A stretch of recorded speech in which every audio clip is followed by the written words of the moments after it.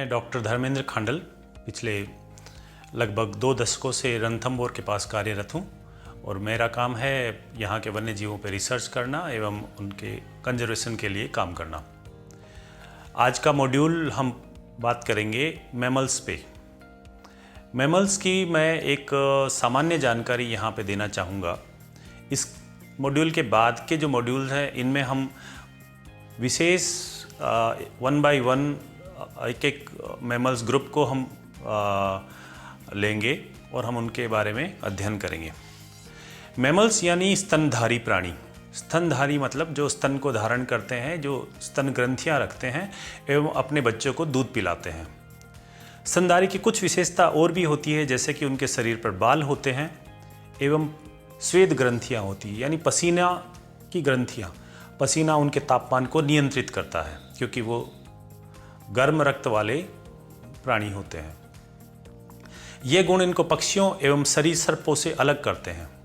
सरीसृपों एवं पक्षियों में ये गुण नहीं पाए जाते। वो अपने बच्चों को दूध नहीं पिलाते, उनके बाल नहीं होते एवं उनके पसीने की ग्रंथियां भी नहीं होती है। स्तनधारियों का उद्विकास या विकास या इवोल्यूशन लगभग 300 मिलियन वर्ष पूर्व हुआ और आज हमारे पास पृथ्वी पर लगभग 6500 से अधिक प्रकार के जीवित स्तनधारी जीव धरती पर मिलते हैं। किसी भी प्राणी समूह के अध्ययन के लिए आवश्यक है कि उन प्राणियों की पहले पहचान की जाए और फिर उनके व्यवहार को सूक्ष्मता से समझा जाए। सभी प्राणियों को पहचानना आसान नहीं है। यद्यपि एक स्थान पर स्तनधारियों की प्राणियों की संख्या कम होने के कारण हम उन्हें आसानी से याद रख सकते हैं, फिर भी स्तनधारियों के ग्रुप जो रोडेंट्स एवं कायरोप्टेरा जो बैट्स है यानी चूहे और चमगादड़ है, इनकी संख्या अधिक होती है एवं उनको पहचानना भी अत्यंत मुश्किल कार्य है। परंतु इन जनरल सभी मैमल्स या स्तनधारी प्राणियों को पहचानना बहुत ही आसान कार्य है क्योंकि इनकी संख्याएं पक्षियों की तरह अधिक नहीं होती। एक स्थान पर ये कम संख्या में मिलते हैं। जैसा कि हम जानते हैं, प्रत्येक प्रजाति को एक तय वैज्ञानिक नाम दिया गया है जिसे हम द्विनाम पद्धति के नाम से जानते हैं, जो कैरोलस लीनियस ने दिया था, जो उनके जीनस एवं स्पीसीज को दर्शाता है। वैज्ञानिक नाम का उपयोग हम ज़्यादातर पेड़ पौधों के को जानने के लिए आम भाषा में के तौर पे भी करते हैं, परंतु वन्य जीव में इनके वैज्ञानिक नाम को हम कम याद रखते हैं और इनके कॉमन नेम से भी हम इनको आसानी से पहचान सकते हैं क्योंकि कॉमन नेम का भी इनका एक तरह का स्टैंडर्डाइजेशन या एक तय नाम किया गया है। जैसे कि भारतीय बाघ को इंडियन टाइगर हम जानते हैं, या यही टाइगर जब दूसरी सब स्पीसीज साइबेरिया में मिलती है तो उनको साइबेरियन टाइगर के नाम से जानते हैं। स्तनधारियों के व्यवहार को समझने के लिए जरूरी है कि हम उनके व्यवहार को अलग अलग हिस्सों में बांटें। एक जैसे व्यवहार है थर्मोरेगुलेशन। थर्मोरेगुलेशन यानी अपने तापमान को वो कैसे नियंत्रित करते हैं। स्तनधारी अपने शरीर के तापमान को नियंत्रित करने के लिए अलग अलग तरह की रणनीति अपनाते हैं। जैसे बाघ पानी में बैठ कर के अपने शरीर को ठंडा रखता है एवं साथ ही साथ वो अपनी जीभ बाहर निकाल के पेंटिंग करते हैं। आपने घरों में भी देखे होंगे कुत्ते जो हमारे पालतू कुत्ते जो रहते हैं वो भी पूरे दिन जीभ निकाल करके सांस लेते हैं। ये एक उनको ठंडी हवा का झोंका उनके शरीर में देता है जिससे उनका शरीर ठंडा रहता है। हम देखते हैं कि बालों का घना कोट, चाहे वो गर्मी में मिलने वाली भेड़ें हों, ऊंट हो, इनके शरीर पर बाल पाए जाते हैं। तो क्या वो गर्म रखने के लिए है? नहीं, वो उन्हें ठंडा भी रखते हैं और बाहरी जो तेज़ धूप है उससे उसे बचाते हैं। इसी तरह से अगर देखें जल में रहने वाले ऊदबिलाव, तो ऊदबिलाव के बालों में हवा की बूंदें ठहर जाती है और एक अलग तरह का उनको इंसुलेशन प्रदान करती है और इस तरह से वो जानवर अपने आप को ठंडे पानी में भी गर्म रख सकते हैं। ठंडे स्थानों के जो स्तनधारी प्राणी हैं वो अपने शरीर को गर्म रखने के लिए जिस ऊन का या जिस बालों का कोट का इस्तेमाल करते हैं, उसी तरह से गर्म स्थानों पर रहने वाले प्राणी अपने शरीर को ठंडे रखने के लिए भी उसी कोट का इस्तेमाल करते हैं। इसी को हम थर्मोरेगुलेशन के नाम से जानते हैं और ये एक व्यवहार है। जब भी आप कोई प्राणी देखें तो आप ज़रूर देखें कि ये किस तरह के वातावरण में मिलता है और वो अपने आप के शरीर के तापमान को किस तरह से नियंत्रित रखता है, किस तरह से वो गर्म रखता है अथवा किस तरह से अपने आप को, शरीर को ठंडा रखता है। थर्मो रेगुलेशन की भांति हम एक और बिहेवियर को समझते हैं, उसको कहते हैं कैमोफ्लेज। स्तनधारियों के शरीर का रंग या फर का रंग कई बार अपने बैकग्राउंड से मिलता जुलता होता है। जैसे जंगल की धूप छांव में तेंदुआ बहुत आसानी से छिप जाता है, वहीं एक सफ़ेद पोलर बेयर बर्फ़ के लैंडस्केप में बहुत आसानी से छुप जाता है। और कहीं अगर हम देखें तो एक सांभर डियर जिसका मटमैला रंग रहता है वो मिट्टी वाले क्षेत्र में आसानी से छुप जाता है। ये कैमोफ्लेज वो इसलिए करते हैं ताकि वो अपने आप को अलग अलग शिकारियों से बचा सके अथवा जिनका शिकार उनको करना है उसके लिए वो छुप करके रह सके। इस विधि को हम छलावरण कहते हैं और ये जो कैमोफ्लेज है वो आप अक्सर हर एनिमल में मिलता है। हम जिस भी जानवर को देखें तो उनको देखें कि किस तरह से उनका कोट उनके लैंडस्केप में मर्ज होता है। कई बार टाइगर की पट्टेदार धारियां अगर आप देखें तो धूप और छांव में, जैसे जंगल के अंदर पत्तियों में जिस तरह से धूप और छांव कटती और रहती है उस तरह से वो अपने आप को छुपाते हैं।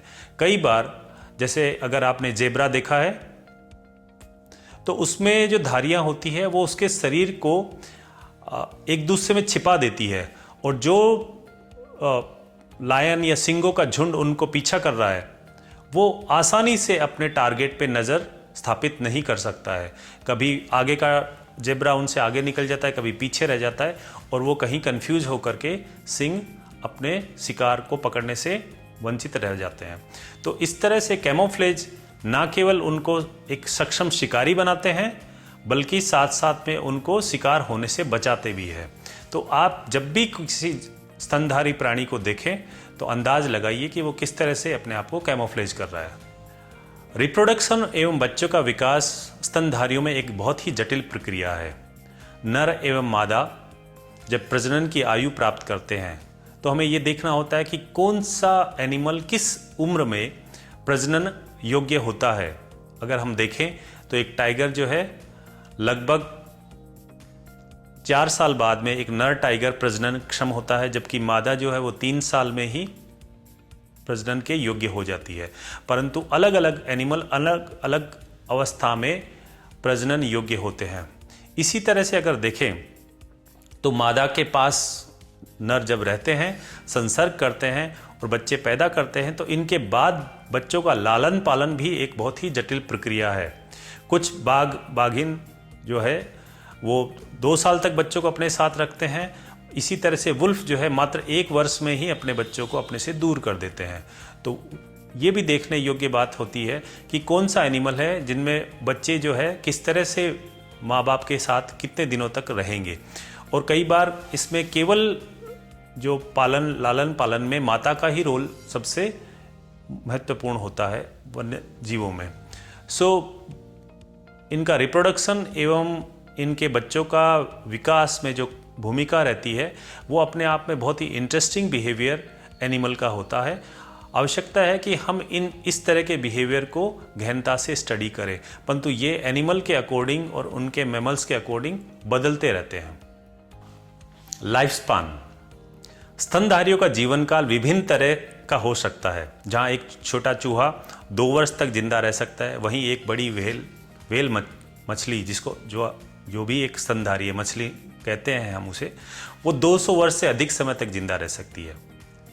हम देखें तो बाघ जैसे 16 वर्ष तक जिंदा रह सकता है, परंतु वही बाघ जू में 25 वर्ष तक जिंदा रह सकता है, क्योंकि उसे अपने जीवन के अंतिम समय में और क्षीण होने पर किसी दूसरे बाघ से संघर्ष नहीं करना है अथवा उसको आसानी से भोजन के लिए मेहनत नहीं करनी है।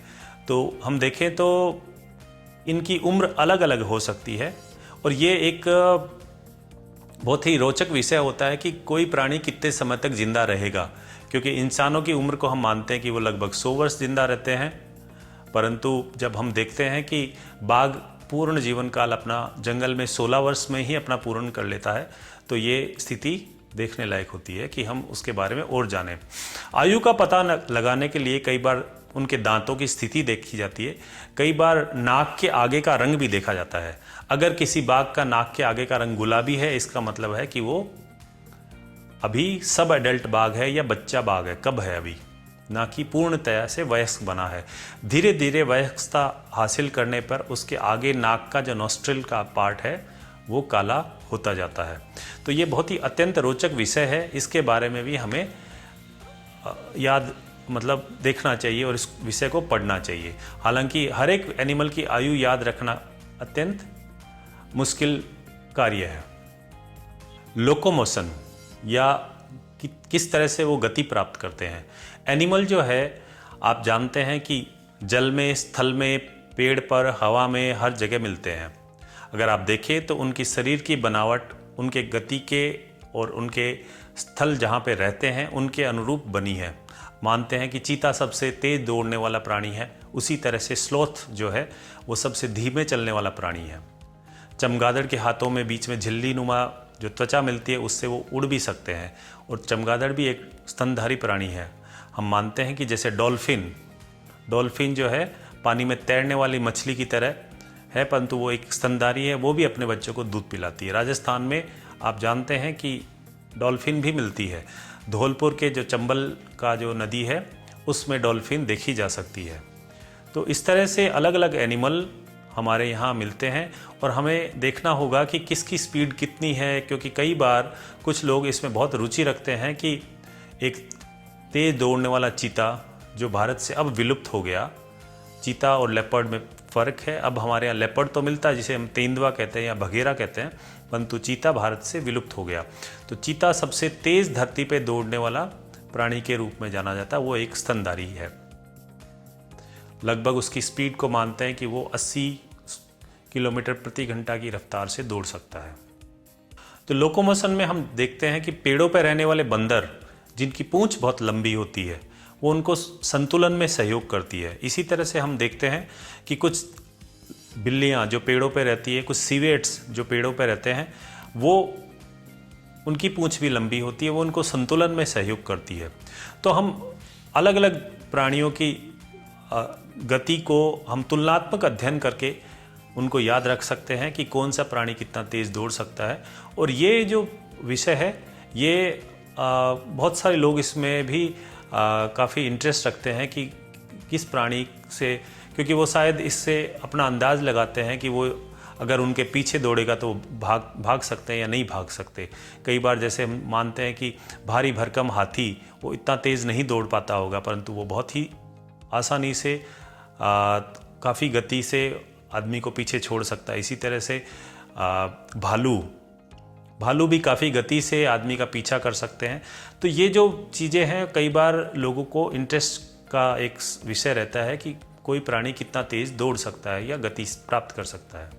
प्राणियों में सूचना का भी बहुत महत्वपूर्ण है। जैसे कि हम जिस तरह से भाषा का इस्तेमाल करते हैं सूचना के प्रसार के लिए, संचार के लिए, स्तनधारी वन्यजीव अलग अलग तरह के माध्यमों का इस्तेमाल करते हैं, जिसमें रासायनिक केमिकल का भी यूज़ करते हैं, वो ध्वनि का यूज़ करते हैं, चिन्ह का यूज़ करते हैं, ज़मीन पर वो खरोच करते हैं इस तरह की, और शारीरिक हाव भाव भी उनमें महत्वपूर्ण स्थान रखते हैं। जैसे बाघ एवं बघेरे जो लेपर्ड जो है अपने मूत्र से पेड़ों पर गंध छोड़ते हैं, जिससे वो अपने साथी की स्थिति को भली भांति समझ सकते हैं। यानी कि उनका साथी क्या ब्रीडिंग के लायक है, वो प्रजनन के लिए तैयार है, या उनके क्षेत्र में कोई और नया बाघ आया है, ये स्थिति को वो आसानी से समझ सकते हैं। चमगादड़ कई बार लोकेशन के माध्यम से, यानी वो राडार सिस्टम की तरह से अपने शिकार को ढूंढती है, अपने स्थान को ढूंढती है, और अपने दीवार से इसीलिए नहीं टकराती क्योंकि वो इकोलोकेशन का इस्तेमाल करती है। वहीं चीतल और हिरण अपने प्रजनन के काल में एक विशेष तरह की रटिंग कॉल करते हैं, जो विचित्र तरह की एक कॉल होती है जिससे वो आवाज़ करते हैं और अपने साथी को आकर्षित करते हैं। शेर अपनी दहाड़ से जंगल को गुंजायमान रखता है, अपने क्षेत्र पर वर्चस्व को स्थापित करता है। इन साधनों के माध्यम से वह अपनी स्थिति एवं अवस्था का पता दूसरे प्राणी तक पहुंचाते हैं। यानी जब एक लंगूर को आप बोलते सुनो तो अंदाज लगा सकते हो कि एक लंगूर चेतावनी दे रहा है कि ये मेरा क्षेत्र है, अथवा कभी कभी वो अलार्म कॉल के रूप में आपको सूचित करता है कि यहाँ पे एक हिंसक प्राणी या बाघ अथवा बघेरा है। कभी आप जब किसी टाइगर और लेपर्ड के क्षेत्र में जाओ तो आपको बहुत सारे एनिमल्स अलार्म कॉल देते हैं। उनमें बंदर, आपके स्पॉटेड डियर, सांबर डियर आदि जानवर होते हैं जो एक दूसरे को अलार्म कॉल दे करके सूचित करते हैं कि यहाँ पे एक हिंसक प्राणी है।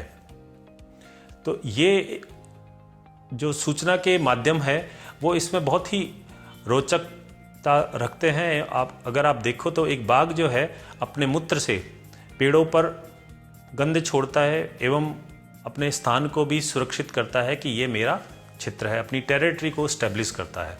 तो इस विषय पर भी हमें ध्यान से देखना चाहिए। शिकार एवं भोजन। स्तनधारियों में शिकार एवं भोजन का बहुत अत्यंत महत्वपूर्ण बिहेवियर को हमें पढ़ना चाहिए।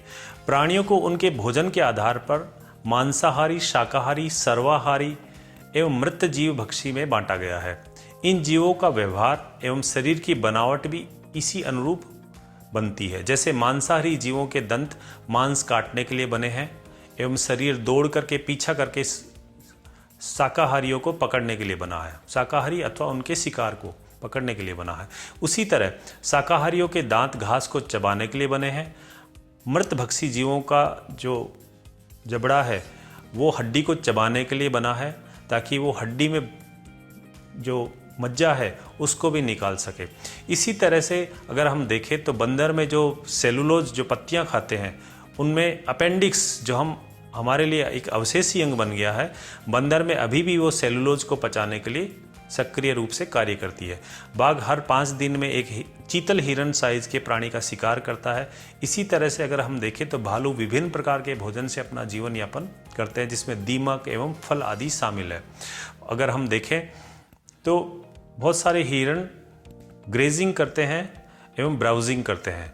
अगर हम देखें तो हिरण का जो भोजन करने की टेक्निक है वो एक्चुअल में ब्राउजिंग है, क्योंकि वो हर एक पत्ती को अपने मुंह से सेलेक्ट करके खाते हैं और वो सूखी पत्तियों को अक्सर छोड़ देते हैं, हम हरी नरम पत्तियों का सिलेक्शन करते हैं। जबकि भैंस जो है वो ज़मीन पर एक लॉन मूवर की तरह ग्रेजिंग ज़्यादा करती है। हालांकि कई बार देखा गया है कि जब नई घास रहती है तो हिरण भी ग्रेजिंग करते हैं।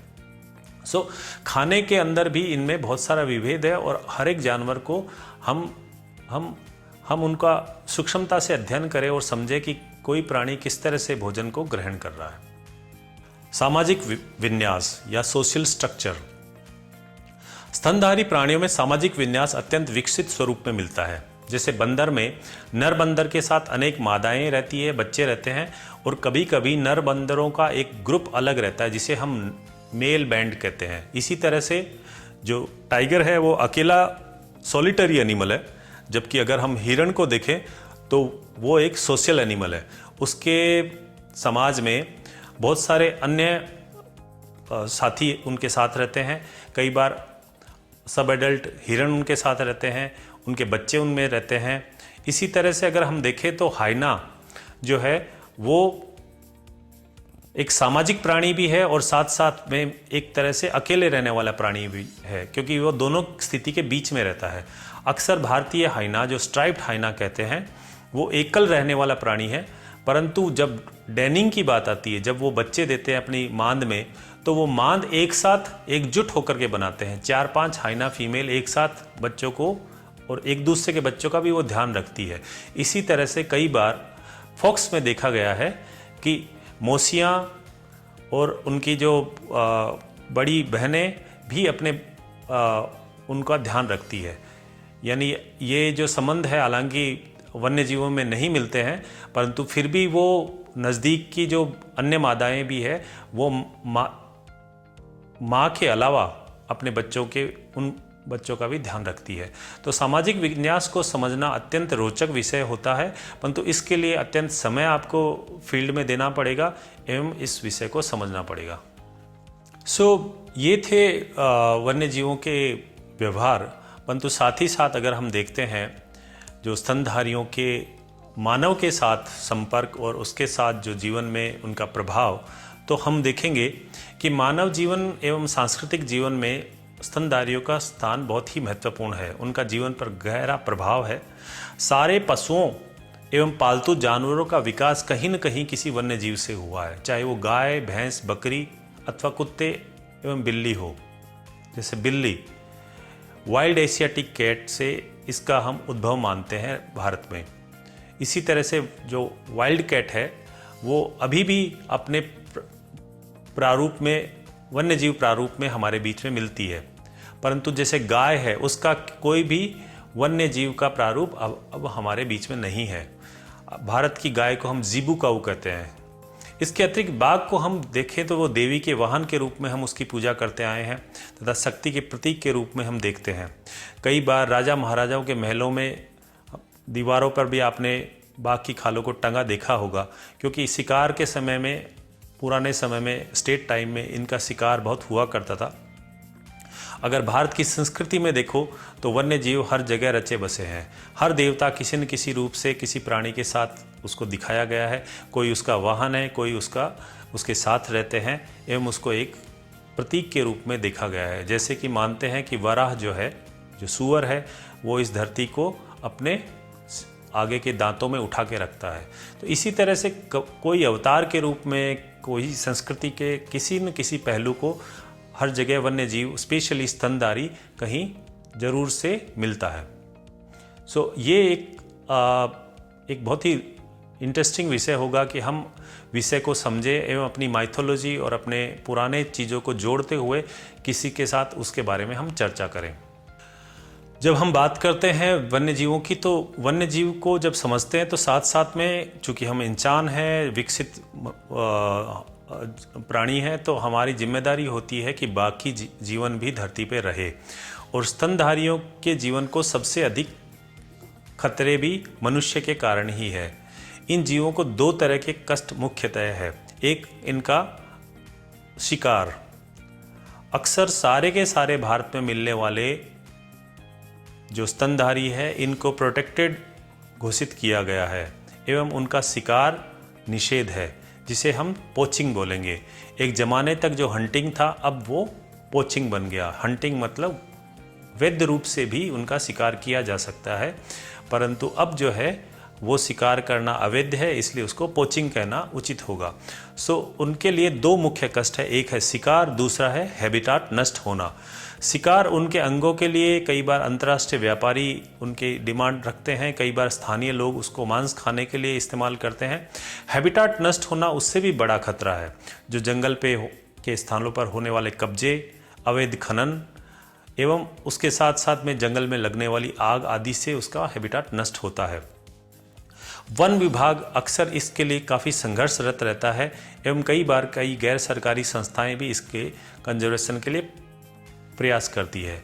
आप भी इसमें अपने योगदान अवश्य दें एवं आवश्यकता ये है कि उस विषय को पूरी तरह से समझें कि बाघ को किस तरह के खतरे हैं, कितनी संख्या बाघ की इस देश में बची है। इसी तरह से बाघ के अलावा जो जानवर है, जैसे कि बघेरे, स्लॉथ बेयर और मंगूस जैसे आपके नेवले हैं, उनको किस तरह के खतरे हैं। नेवले जो है वो पेंटर्स की ब्रश बनाने के काम आते हैं। भारत में स्पेशली राजस्थान में इनके बहुत बड़ी संख्या में शिकार की घटनाएं सामने आती है। तो इस विषय को समझना हमारी सबकी ना केवल जिम्मेदारी है, बल्कि आवश्यकता भी है कि हम इन वन्य जीवों को बचा सकें। ये मॉड्यूल जो है स्तनधारियों के एक सीमित परिचय है। आगे हम गहनता से स्तनधारियों के प्रत्येक समूह पर विस्तार से चर्चा करेंगे, जिसमें जैसे कि प्रीडेटर, किस तरह के प्रीडेटर राजस्थान में मिलते हैं, किस तरह के हर्बीवोरस राजस्थान में मिलते हैं, किस तरह के इंसेक्टिवोरस राजस्थान में मिलते हैं, और किस तरह से वन्य जीव जो है हमारे इकोसिस्टम में अपना रोल अदा करते हैं। तो इंतज़ार कीजिए नेक्स्ट मॉड्यूल का।